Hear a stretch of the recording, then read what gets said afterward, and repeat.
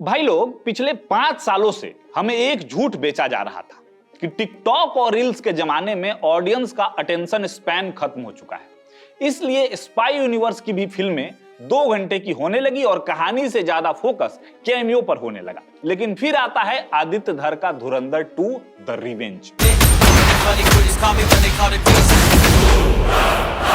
Run time लगभग 4 घंटे, ticket की कीमत बड़े शहरों में 2500 से 3000 तक, फिर भी एडवांस बुकिंग में इतिहास रचा गया।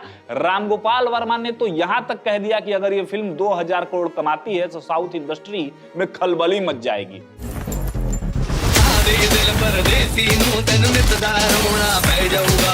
पर सवाल यह है कि ऐसा क्यों होगा? क्यों साउथ इंडस्ट्री में खलबली मचेगी? क्यों यशराज की स्पाई यूनिवर्स खतरे में है? और क्यों धुरंधर के बाद सिनेमा देखने का नजरिया बदल जाएगा? क्या सिर्फ इसलिए क्योंकि धुरंधर 1 अच्छी थी और चूंकि दोनों फिल्म एक ही साथ बनी है तो चांसेस हैं कि धुरंधर 2 भी अच्छी हो? नहीं, बल्कि इसलिए क्योंकि धुरंधर ने मास सिनेमा के 3 सबसे बड़े झूठ को बेनकाब कर दिया है। क्या है वो 3 झूठ? चलिए आज इसी को डिकोड करते हैं और जल्दी से 2-4 मिनट में सब कुछ समझने की कोशिश करते हैं। रीजन नंबर 1, कैमियो कल्चर की मौत। बॉलीवुड ने मार्वल को कॉपी करते हुए ये मान लिया था कि 1000 करोड़ कमाने के लिए आपको फिल्म के आखिर में शाहरुख, सलमान या ऋतिक को स्क्रीन पर लाना ही पड़ेगा। मेकर्स कहानी नहीं यूनिवर्स बेच रहे थे। और एक तो कैमियो को ये लोग हाइप बनाने के लिए फिल्म से पहले ही रिवील कर देते थे, if not officially then hidden marketing से ही सही। धुरंधर 1 ने इस मॉडल को नकार दिया। यहां कोई इस तरह की मार्केटिंग गिमिक नहीं है। आदित्य धर ने 4 घंटे की फिल्म को सिर्फ एक आदमी के ट्रॉमा, कराची के लियारी की डार्क अंडरवर्ल्ड पॉलिटिक्स और आईएसआई के साथ उसके माइंड गेम पर टिका दिया।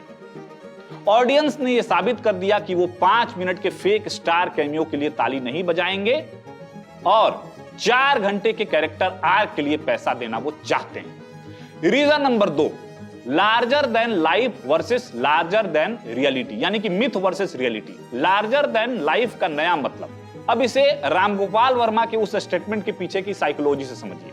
साउथ सिनेमा ने पिछले कुछ सालों में बॉक्स ऑफिस पर राज किया है। कैसे?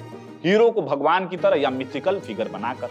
वो हवा में उड़ता है, कुल्हाड़ी से 100 लोगों को काटता है और उसे एक खरोच तक नहीं आती। लेकिन धुरंधर ने एक नई डिक्शनरी लिख दी, लार्जर देन रियलिटी।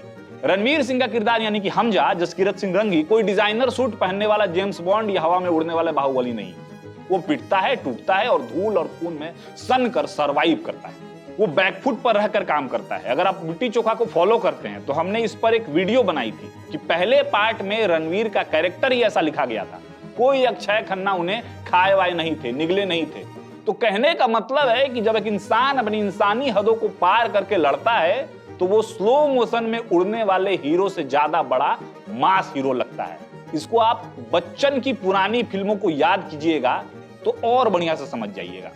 जब हीरो विलेन से पिटता था, उसके मुंह से खून निकलता था, फिर 2-4 हाथ वो विलेन को मारता था और तब सब कुछ असली लगता था। इसी टाइप का कुछ धुरंधर में भी आपको देखने को मिला। पहले ही सीन में हमजा को मार पड़ती है और लास्ट सीन में जाकर वो अपनी हाथ खोलता है। तो रामू का कहने का मतलब भी यही है कि अगर धुरंधर 2 में 2000 करोड़ रियलिज्म से आ गए तो साउथ का ग्रेविटी डिफाइंग फॉर्मूला रातों रात आउटडेटेड लगने लगेगा।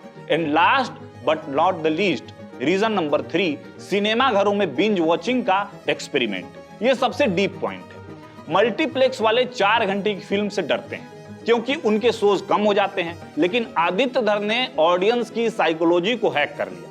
उन्होंने इस बात को समझा कि अगर कोई इंसान रात भर जागकर नेटफ्लिक्स पर 8 घंटे की वेब सीरीज एक सांस में देख सकता है, वो थिएटर में 4 घंटे भी बैठ सकता है। शर्त सिर्फ इतनी है कि राइटिंग में वेब सीरीज जैसी ग्रिप और लेयर्स होनी चाहिए। अब आप पार्ट 1 को याद कीजिए। स्क्रीन पर हर 30-35 मिनट पर टेक्स्ट लिखकर आता था। अभी सेम फॉर्मूला सूबेदार में भी अपनाया गया है। बात यह है कि आदित्य धर धुरंधर 1 और 2 दोनों में असल में इसे एक हाई बजट लिमिटेड सीरीज की तरह उन्होंने बनाया, जिसे बड़े पर्दे के लिए बनाया गया।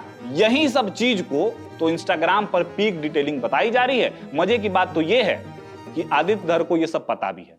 जोक्स अपार्ट, इन शॉर्ट, धुरंधर ने ओटीटी की लॉन्ग फॉर्म स्टोरी टेलिंग और सिनेमा के स्पेक्टिकल के बीच के गैप को हमेशा के लिए मिटा दिया है। मतलब साफ है कि वाईआरएफ का स्पाई यूनिवर्स इसलिए फेल नहीं हुआ कि स्टार्स में दम नहीं था, वो इसलिए पिटा क्योंकि वो मैकेनिकल हो गया। धुरंधर 2 सिर्फ एक फिल्म नहीं है, ये इंडियन सिनेमा के लिए एक वेकअप कॉल है।